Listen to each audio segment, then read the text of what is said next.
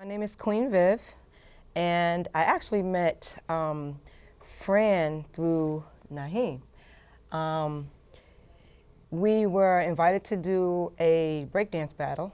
I managed a 10-person breakdance group at the time, and we were going to do a battle at Madison Park High, and I just found out it was Rock Against Racism. I didn't even know who they were. But when I got there, and I saw what was happening, I just thought it was really wonderful. And I was older than, the kids.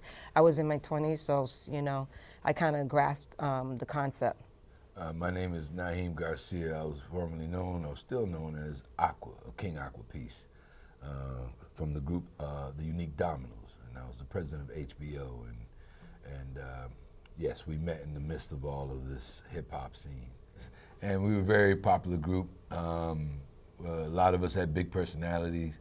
A lot of us, Wyatt Jackson and my brother By Kim were the first two, and Marlon were the first original members, and then they brought a lot of us in. Everything got real juicy when this young man by the name of Soap came from Queens, New York. Mm-hmm. And Soap took us to the next level as far as skills in dancing.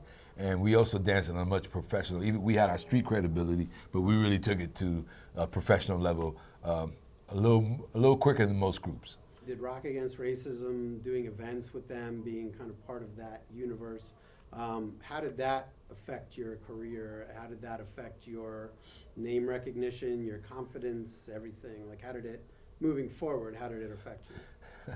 I think it became a platform for the Unikue Dominoes of the Florida Nation to have a civil battle.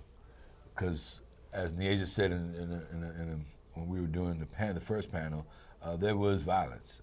It went beyond the breakdance. It got physical. There were real battles. Yeah, there was real battles. And so when we came into before. Yeah, before and whenever we weren't in the Rock Against Racism forum. So Rock Against Racism kept the peace. We just respected the fact that this is not that place. Mm-hmm. It wasn't about, because I don't think Fran and them were kicking anybody out. No. But we didn't. It just wasn't that kind of environment, and we didn't go there. But you respected them enough to know that was not exactly. It wasn't the place for it. It's not going to happen there. My group, they didn't really understand everything that was, because they were young. I had, I think the ages went from 17 to, I don't know, Chris was like 10. Chris was like 10 or like 12, 10 years old, yeah. So they didn't really understand.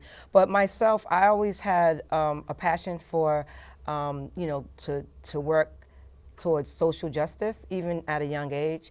And what I will say is that knowing Fran, and I know, Fran is not totally Rock Against Racism, but for me, Rock Against Racism is Fran. Yeah. Okay. And I would say that it was very inspirational to me as a human being, because I went on to, I founded the Zulu Nation, the first chapter here in Boston, Massachusetts in 1995.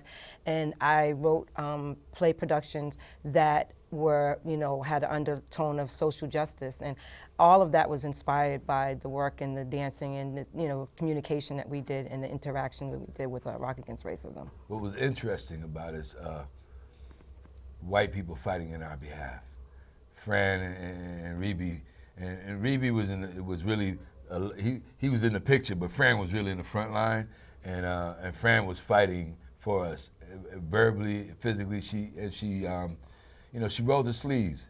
Mm. She educated us on the fact that not all white people thought the same, and the fact that it was probably harder for some white people because of the burden of being white and being the stigma of I'm white and I'm privileged, and she knows she had a past that the rest of us didn't. Yeah. How did you kind of carry what you learned, what you were part of, forward to even to the present day? So I work in mental health right now, and I would say that all of the work that I've ever done was centered around some level of social justice.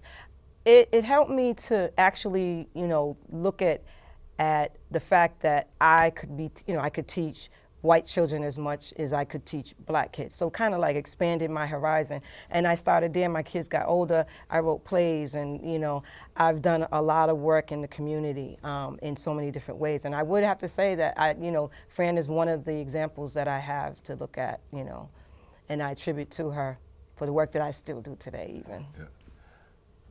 I think for me, I always did the work. I do God's work. I work with the children.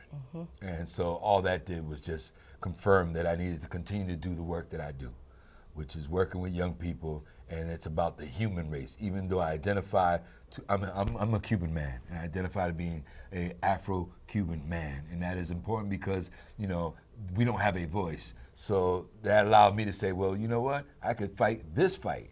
So it allowed me to expand my horizon in the work that I did, and to be here today and to see how well many of us have done and continue to do, and to still see the love and the respect, and know that Fran had something to do with that, know that Reby had something, and Rock Against Racism had something to do with that. And I'm very thankful, because I could only imagine what could have happened to a lot of us if this organization did not exist and did not assist hip hop in creating what we have today.